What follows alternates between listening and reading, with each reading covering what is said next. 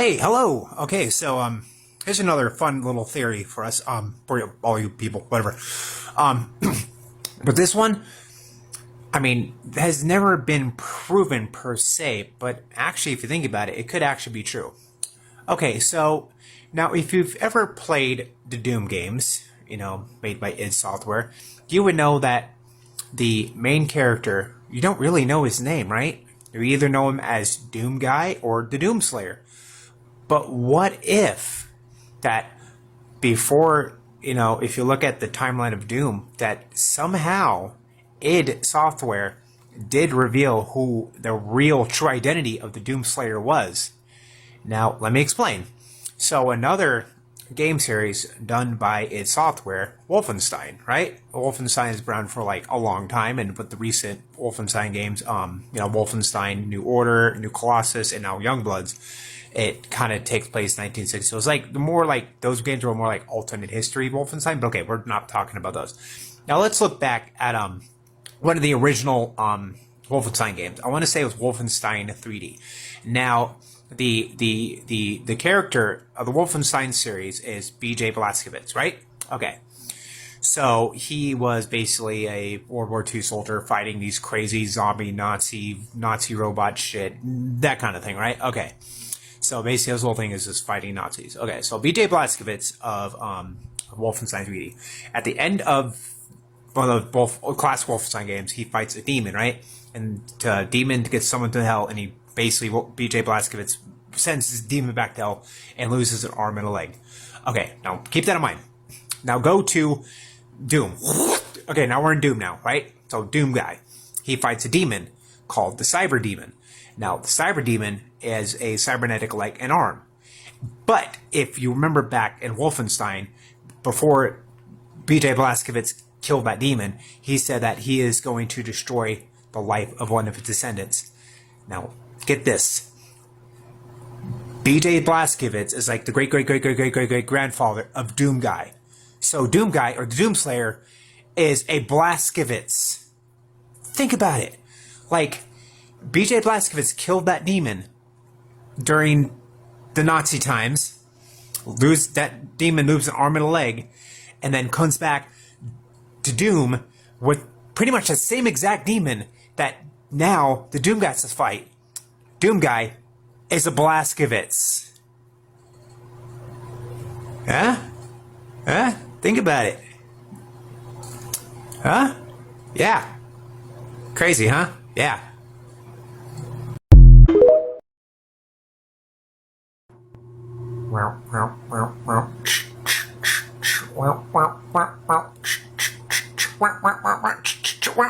Hello, and welcome back to this channel where I talk about really weird random stuff. Today I have another video game theory for everybody, and this one is probably gonna make you spooked. Okay, so we're gonna talk about the game Poppy Playtime. It is a rather short game. A lot of people played it, and it's very popular. But so far, we've only got one chapter of the game so far. Supposedly, they're come out with chapter 2 sometime in March next year. But I want to talk about a theory of that game.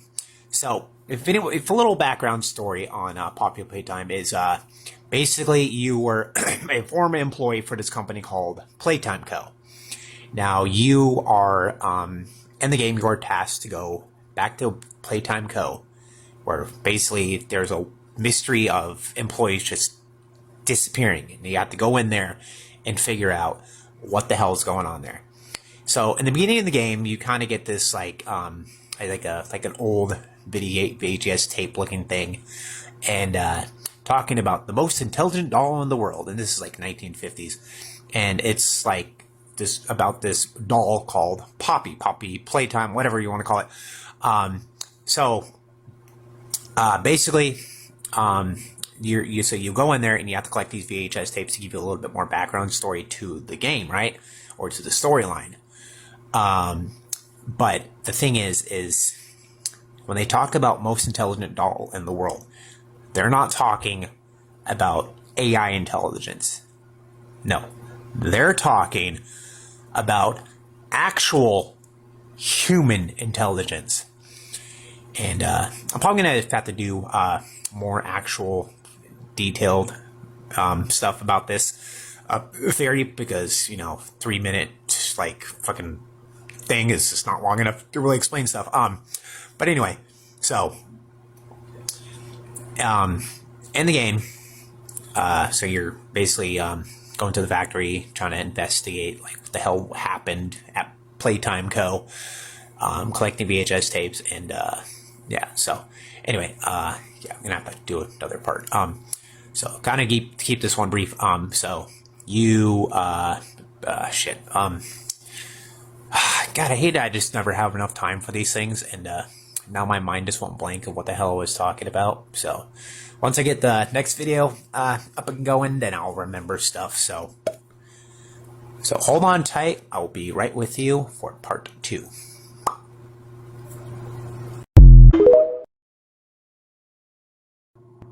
Hello, darkness, my old friend. Hello, and welcome back to part 2 of my Poppy Playtime theory. Okay, so now when I say that this doll had human intelligence, to elaborate on that, I meant literal human intelligence. Playtime Co., the makers of Poppy, the aesthetic of the storyline of Poppy Playtime, was made out of harvested human body parts. And so in the game, while you're doing you're walking around and trying to figure out what really happened to the workers of Playtime Co., you collect these VHS tapes. Gives you a little bit more background story to, like, the what kind of gives you, like, more background story. So there is this this toy that they were experimenting on at Playtime Co.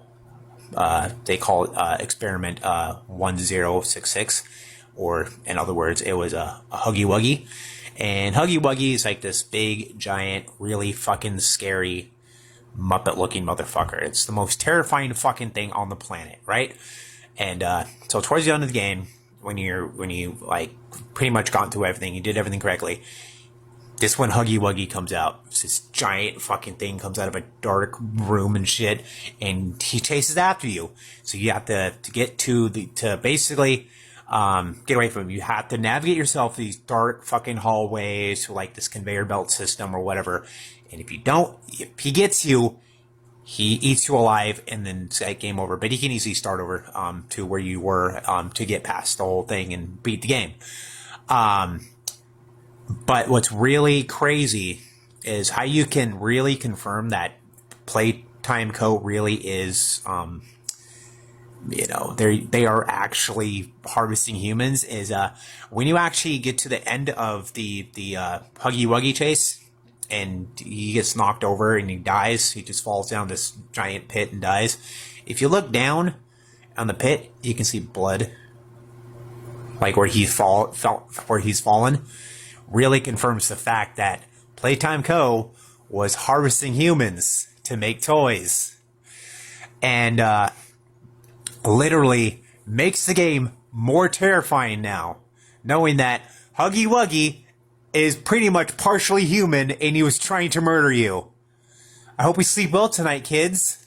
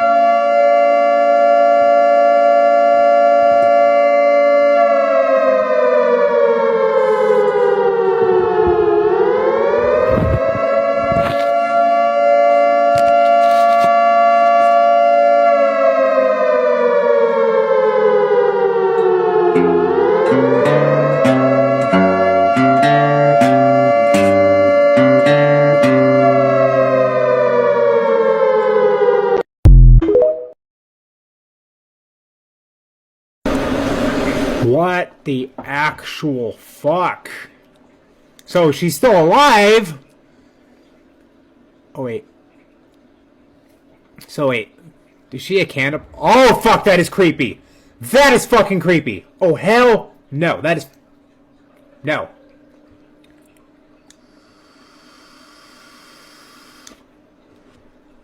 That is fucking creepy. Way too fucking creepy. Holy shit, that's fucking creepy.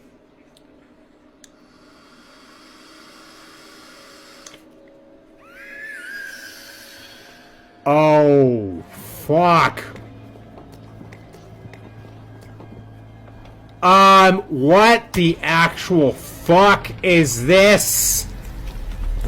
Is this some kind of final boss fight now? Oh, fucking shit, bro. Holy fucking shit. Oh. This is some crazy fucking shit. Holy crap. Oh, that she can... Oh, fuck. This thing is fucking fuck wild. Holy shit.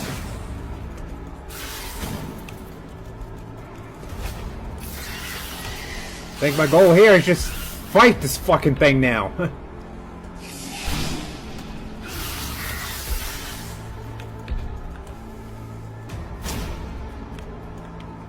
Holy fuck, bro. Oh, oh wait. Oh, one thing that would actually be helpful, maybe. Alright, we're gonna equip that. I'm gonna remove... No, I just need the... Actually, that does a flash on it. Okay, so... Alright. Alright.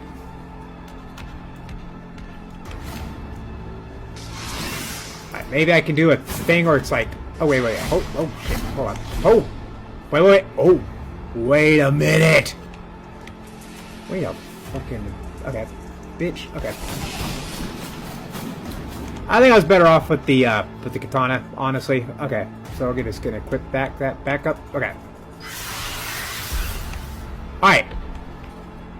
Come on.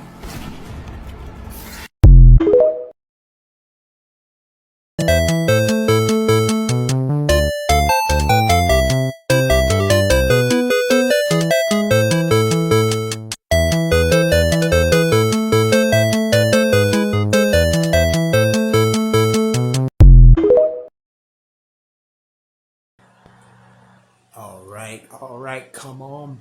Big money. Big money. Big money.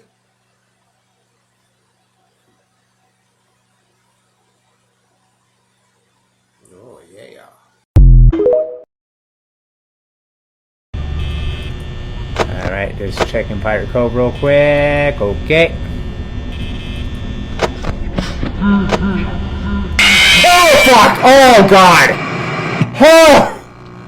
Oh, God, that motherfucker just came out of nowhere. Holy shit. Oh my God, okay. Oh, was not prepared for Freddy. So now Freddy. Yeah, oh my God, yeah. Freddy does not fuck around. I'm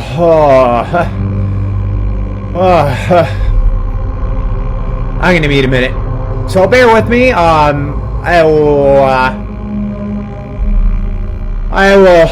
need a minute. Oh my God. I need a minute.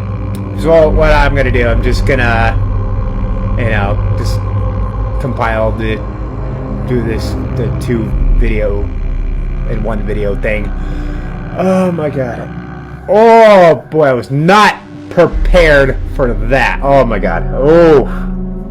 Anyway, I'm gonna take a little breather and try to get back at that. Oh, I was absolutely not prepared for Freddy. Oh my god. I need some time to take a breather, but I will complete this. This is going to get done. We're going to get Night 5 done. Get it over with. It's going to be fun for the whole family. But that... I need a breather after that. Oof. Wasn't expecting that, but still fun anyway. But no, I will complete this. Definitely not going to let this go after that crap. Definitely not. But I'll be back. I'll continue this, and hopefully things will go better. So, for now, just going to take a breather. That was rough. That was very rough. Very, very rough. But I'll be back. So, stay tuned.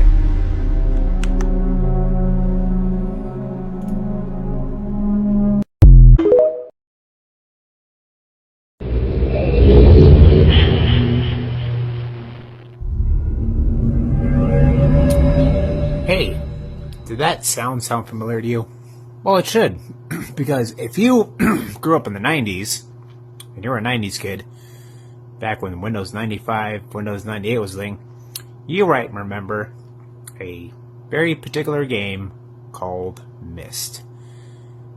And here, in this video, I am going to talk about a very short, brief history of Myst lore. So sit back, relax, and have some nostalgia, because we're going back to the 90s.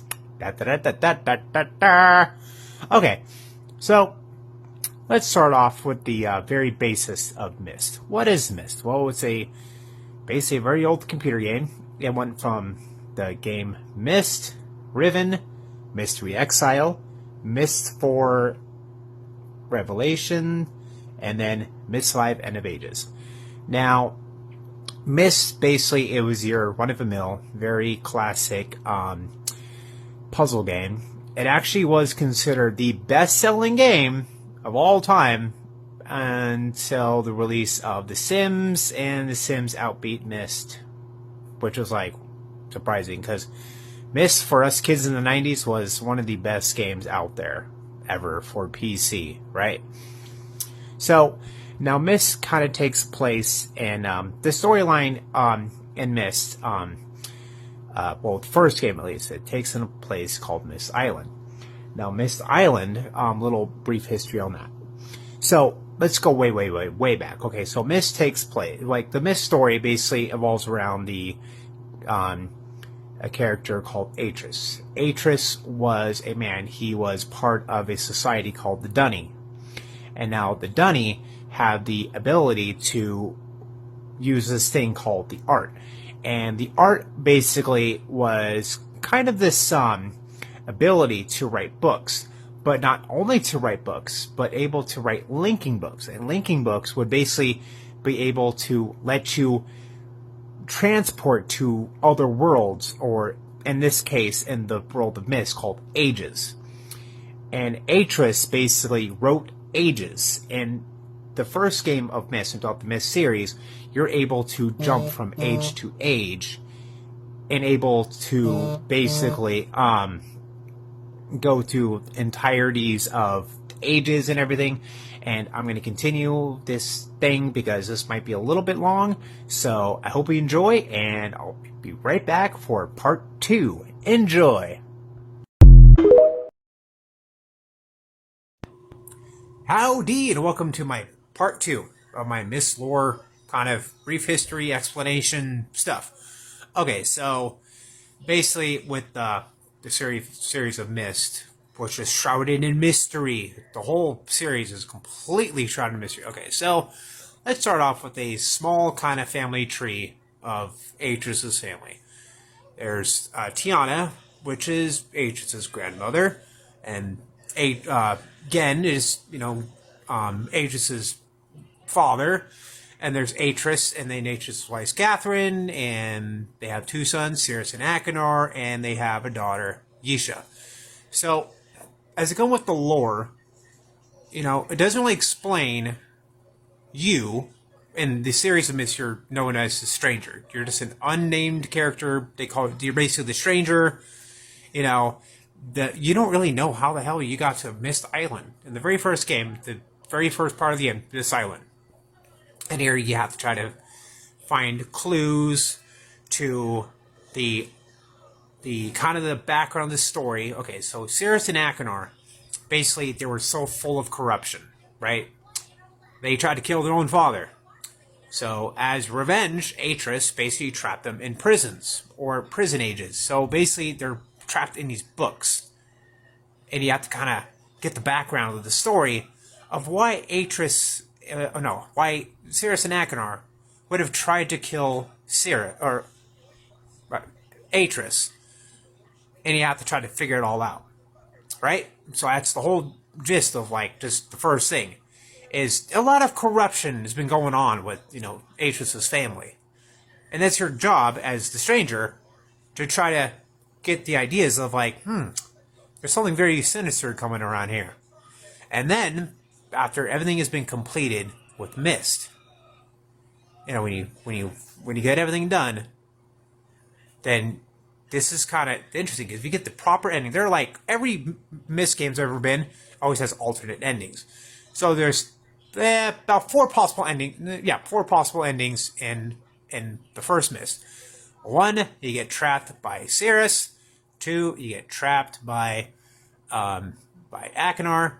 3, you get basically trapped with Atris in his prison.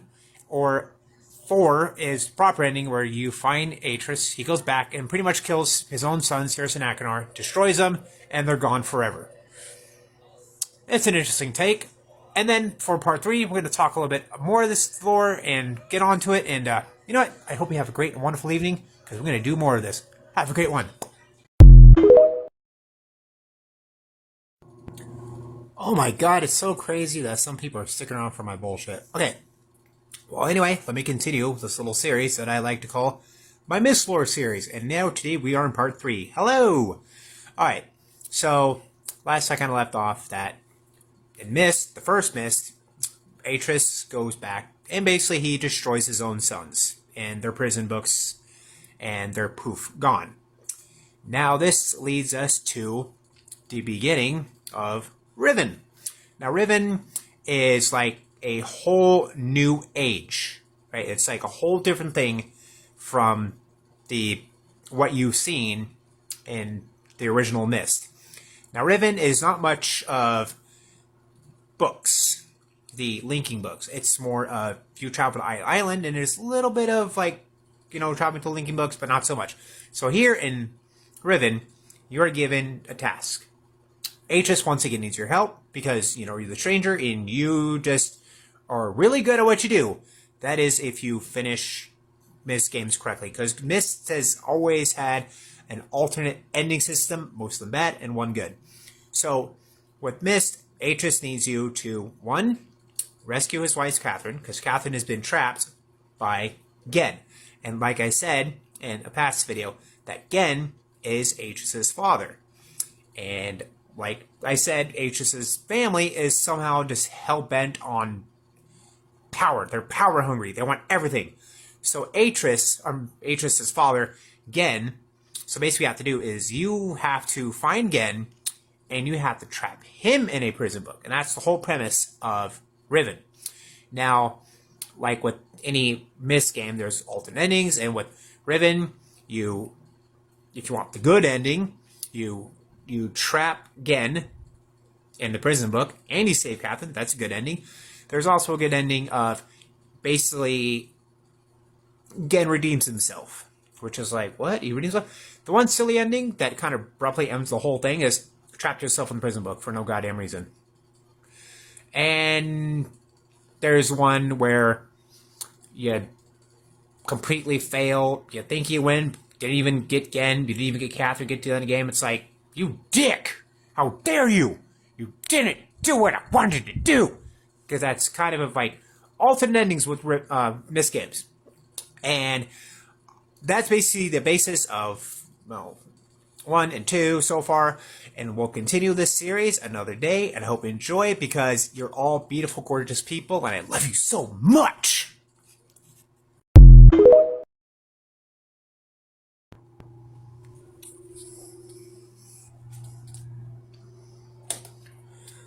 Oh, hello, hello, hello.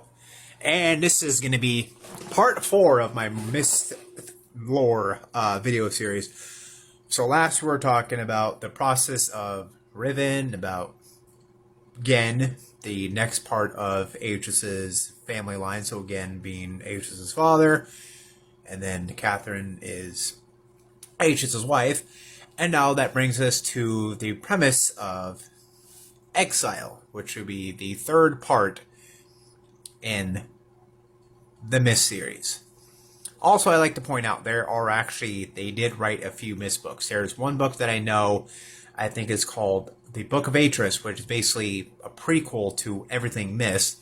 And there's, I think, 2 more that happen in between, like, other parts of Mist. So, what the premise of Mist 3 is you, the stranger, now meet up with Atris again, and Catherine, and their newly born daughter, Yisha, and a new age called Tamara. And when you get to Tamara, basically a new enemy comes out, a man named Savajo. Savajo steals a very important new age that Atris is working on. So now you have to go chase after Savajo and several ages. And the big reason, and I don't blame Savajo for doing it, but the big reason that Savajo stole this very important new age that Atris is trying to work on is because Savajo is pissed off at what Cirrus and Achenar did to him. Basically, Cirrus and Achenar ruined his whole fucking life. And once you are able to finally get to Savajo, and of course, being Mist, it has multiple endings. And if you really want to be on Savajo's good side and also Atris's good side, you have to get that book back. But also you have to let Savajo go back to where he basically came from, which is a age called Narayan. If you can get the book back and you can get Savajo successfully back to Narayan, happy ending, everyone's happy. And there is one ending where basically if you fail, Savajo comes out and just kills you. So far, the only Mist game I've seen so far, we actually die in one of the bad endings. Anyway, hope you're enjoying it so far, and I'll be back for another part of this Mist lore. Have a great evening.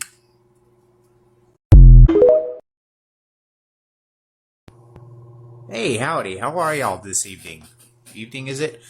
Well, I'm going to continue my Mist lore little video line here. And we are going to talk about the next installment in the series, Mist 4 Revelation. And yeah, you probably notice I have some pretty gnarly bags under my eyes.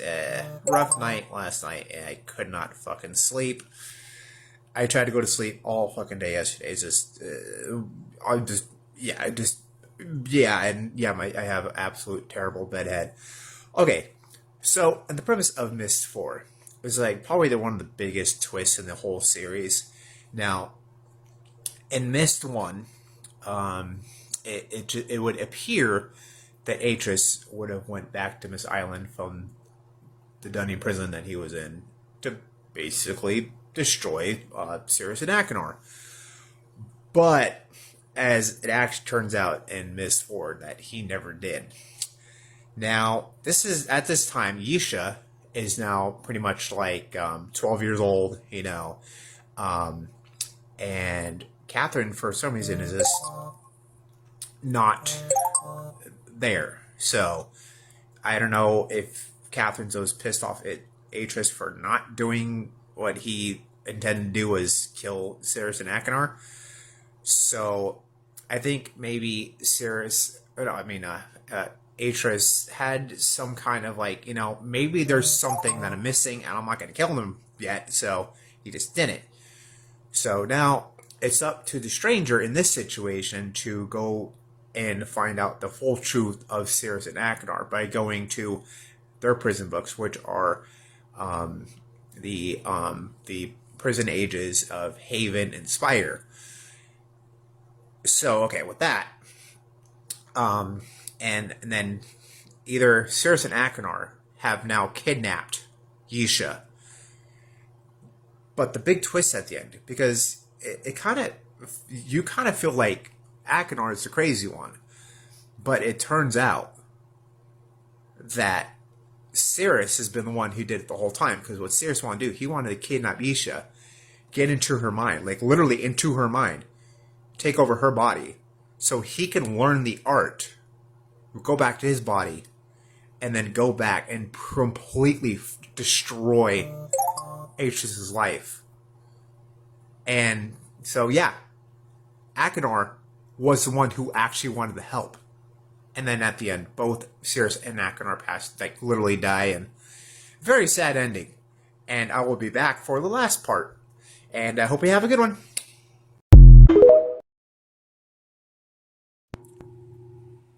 Hello. How are you? Okay, so this is one I meant to finish a while back. It's a little video series I've been doing. I haven't finished, but this will be the final part. And I know it's probably take forever just to get this whole series finished. But this is the last part of my Myth Lore video series. So, part 5. So now we go to Myst 5, End of Ages. So, literally, end of Myst. So, basically what happens here. Okay, so recap a little bit. Cirrus and Achenar are dead. Catherine is just gone, and now we have pretty much Myst 5, which probably would take place probably a few good decades after the events of Myst 4 Revelation. Okay, so Atreus is now very old, aging, probably last part of his life, and his now grown-up daughter, Yisha.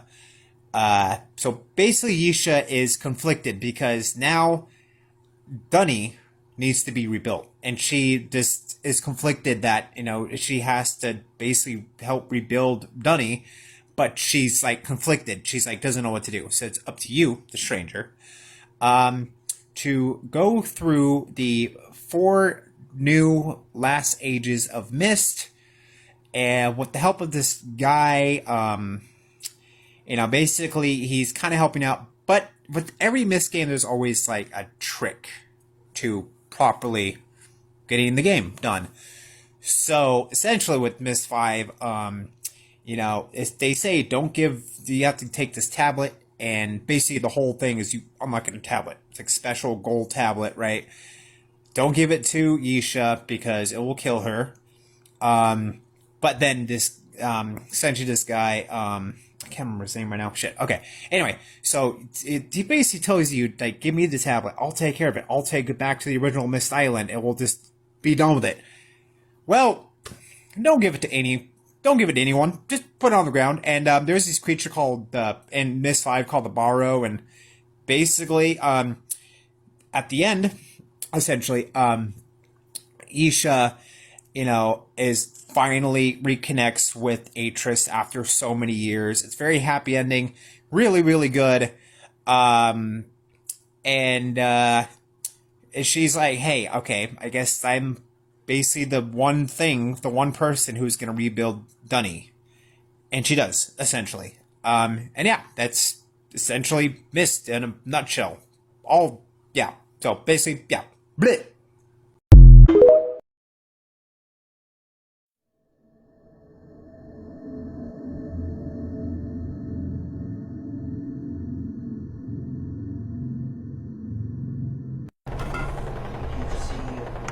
Shot at. What? I dropped the health spray. Dropped it? Yeah. And then he needs to.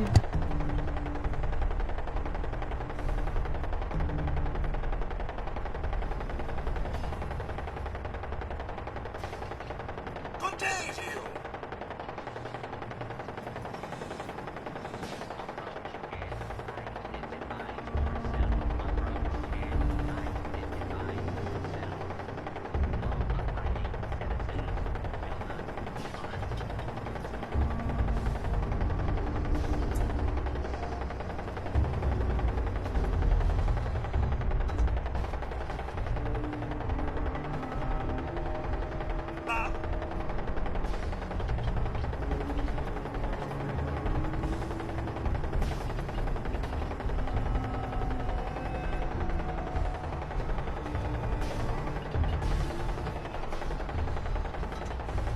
Hello there.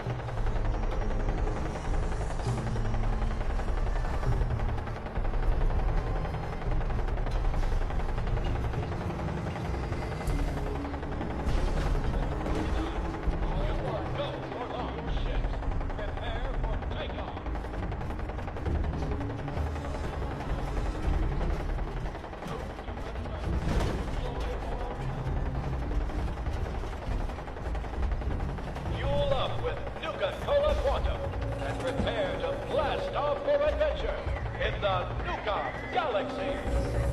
Please remain seated with your seatbelt fastened. Keep hands and feet inside the car at all times. Nuka World is not responsible for lost things, items, and/or lift. This is airlock free. Cadets, you are clear for departure. Fire thrusters!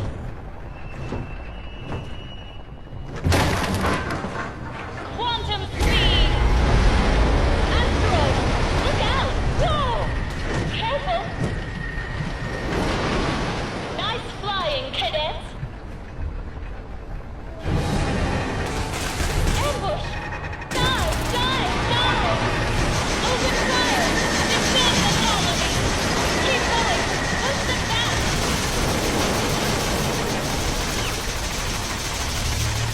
Lock in for pursuit! Blast off! Ready, fire! Look out! Keep it up! They're retreating! We did it! Nice work, cadets! Let's head home!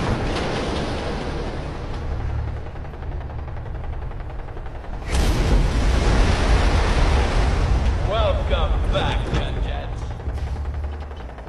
Please remain seated until the ride comes to a full and complete stop. Collect your belongings and watch your step as you exit the ride.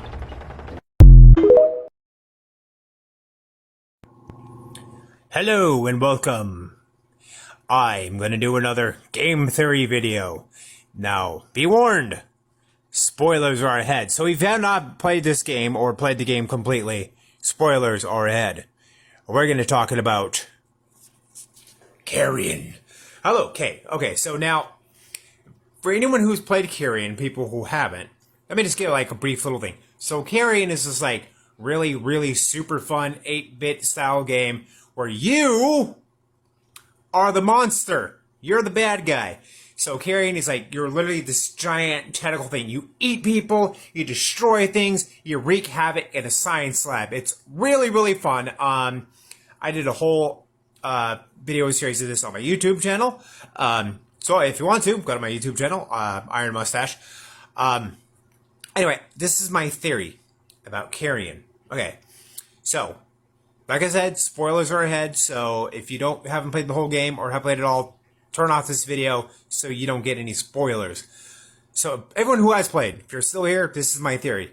So we do know you start off the game as the monster, eating people, going through all the different parts of the lab. Now, this is my theory about the ending of Carrion.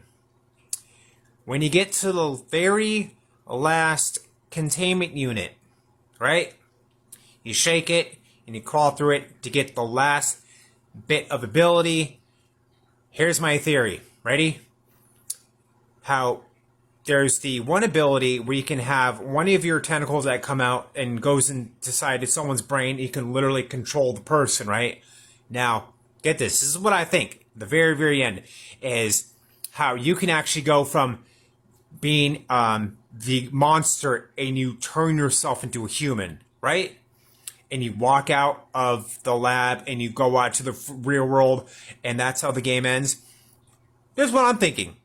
What if the monster the entire time was a scientist who was working for that laboratory, volunteered himself to be turned into the goddamn monster, and things went to shit and it ate everybody? So that last containment unit will basically turns yourself into a human, but you are still technically the creature in a human's body now. Or you were a scientist at first, but now you turn yourself into a human, but you're still the monster. You're just a science experiment. Right? Right? Like, holy shit, right? Yeah. Hello, and today I want to give you what's a pretty well-known video game theory, but for those who don't know, this is just Half-Life and Portal are in the same universe. Now, how this works out is in Portal, you have Aperture Science, and with Half-Life, you have Black Mesa. So two competing companies all working on the same kind of technology. Now, Portal, of course, they're working on Portal technology, but Black Mesa also is working on some type of Portal technology. You may not look at it when you compare the two games and you play both of them, because it definitely, like Aperture Science definitely, has been able to really figure out the Portal technology and be very successful about it. Now, if you played, Half-Life 1, and Gordon Freeman is tasked to, kind of push this thing into some kind of portal type thing, wreaking all havoc all into, the Black Mesa's facility, and basically altering the timeline in the end. So, and if you really, really want to get into it, if you listen to, there's an end song at the end of Portal 2 for GLaDOS, the enemy you fight in the Portal series, is she basically throws shade at Black Mesa because they're kind of dumb and they really fucked up with their Portal technology, and it's actually a really fun song.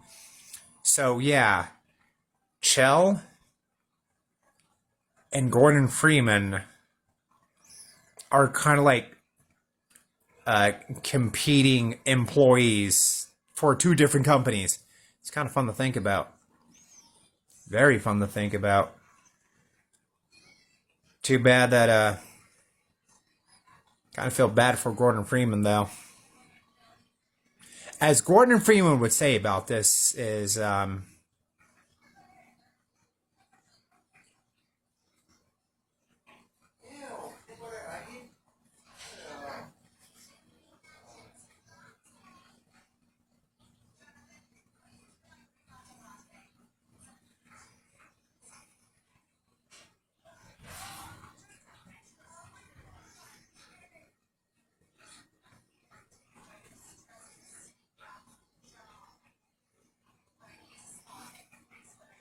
yep, that's it. That's the bit. That's all I gotta say.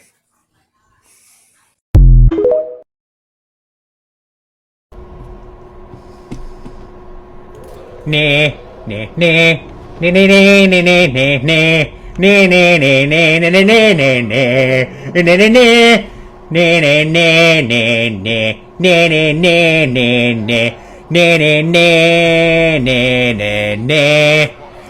Na na na na na na na na na na Nee, nee, nee, nee, nee, nee, nee.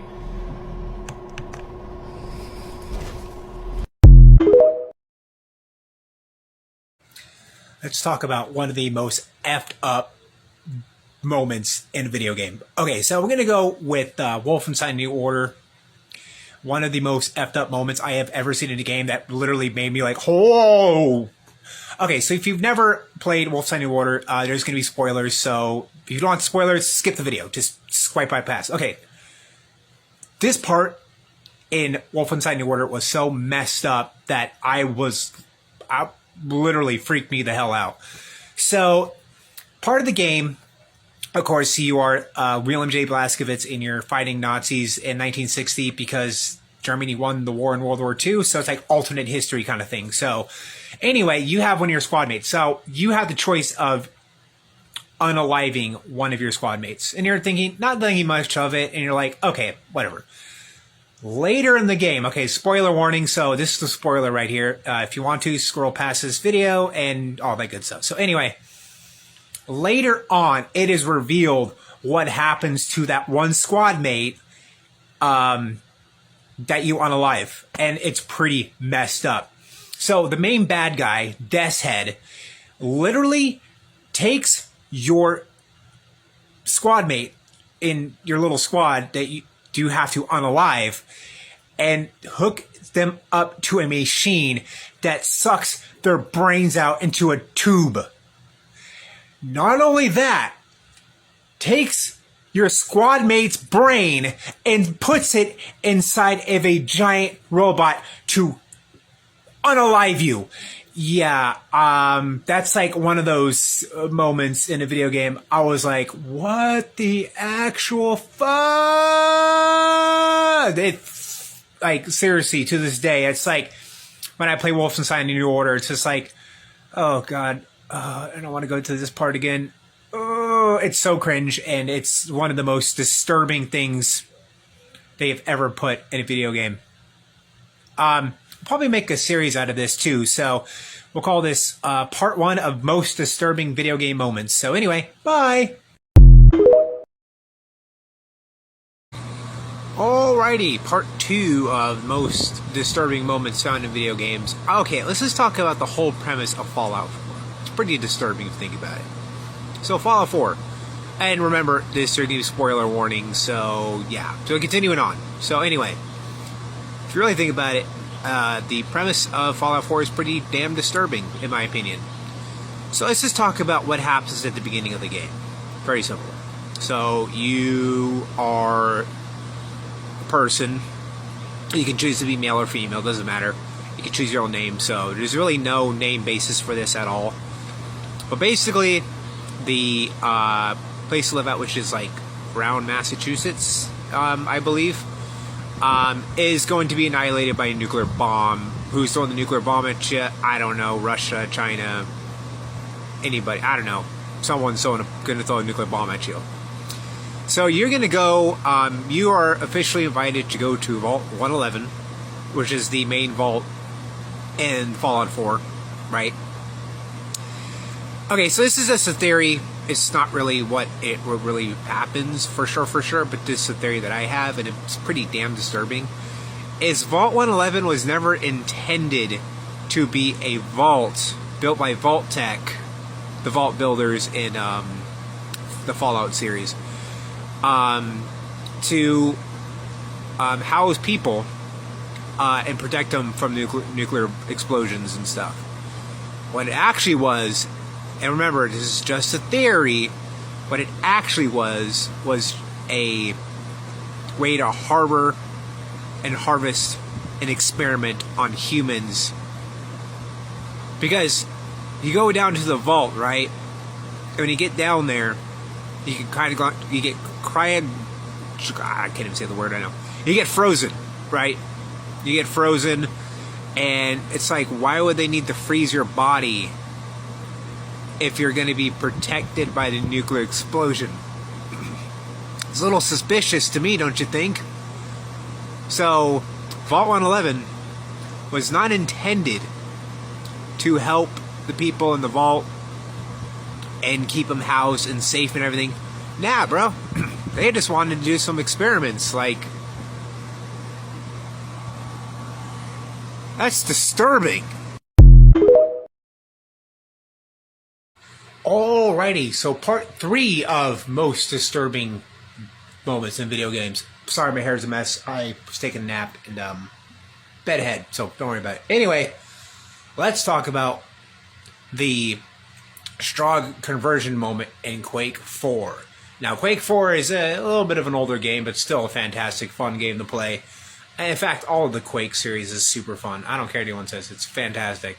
Anyway, let's talk about the Strogg conversion in Quake 4. Of course, this is spoilers and all that, yada yada. So if you don't like spoilers of video games, skip ahead and we're all good. Anyway, so the premise of what's happening here in the Strogg conversion is your main character, what was his name? Matthew something. I can't remember like the protagonist's name right now in Quake 4. Anyway, so there's a part where you have to fight this big enemy, but the thing is you don't actually defeat him. Like, he pretty much kills you, and then if done correctly, you basically go into the Strogg medical facility and you get turned into a Strogg. Now, Stroggs are the main enemies in Quake 4. It's a much different aspect from like different Quake games. Like Quake 1 was very like Lovecraftian creatures and stuff. So Quake 4 is much different. So you have to fight a bunch of Strogg, and there's like this giant Strogg, like this huge ass freaking enemy. Like, he's ginormous, and you can't defeat him. You can't. So basically, you're getting your arms chopped off, you're getting your legs chopped off, you're going through this like horrible surgical procedure to Strogg are turning you into one of them. But luckily, you don't become full Strogg, because by the time you get to the end of this crazy freaking medical procedure to turn yourself into, for the Strogg to turn you into one of them, basically, your squad team, Rhino squad, they get in there just in time. You're full on Strogg, but they haven't turned on the some kind of special link to actually turn you bad in your brain or something. But yeah, some crazy shit. Like, it's one of the most brutal parts of a game. I mean, the graphics were not up to par in today's standards, but it's still pretty freaking brutal. And it's like, holy shit. Alrighty, so here is part 4. I know I haven't done this one in a little bit, but part 4 of most disturbing moments in video games. Now, let's talk about the dollhouse moment in Resident Evil Village.